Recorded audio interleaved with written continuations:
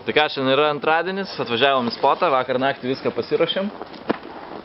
Ir bandysim važinėti. Saulė kažkur turėtų būti kokį porą valandų, mes taip tikimės.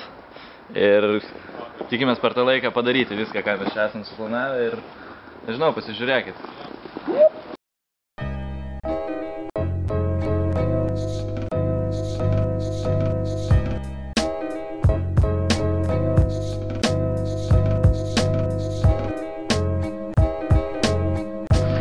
Dabar mama, jeigu matysi, tai neklausyk, šiandien mokykloje nebuvo.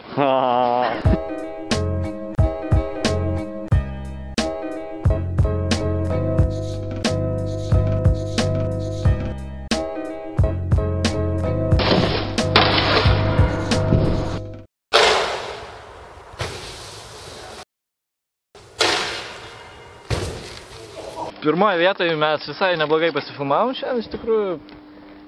Gytis ir aš gavom po porą gerų kadrų. Atvažiavom dar vieną spotą, čia labai viskas greitai vyko, porą minučių ir gavom, ko norėjom.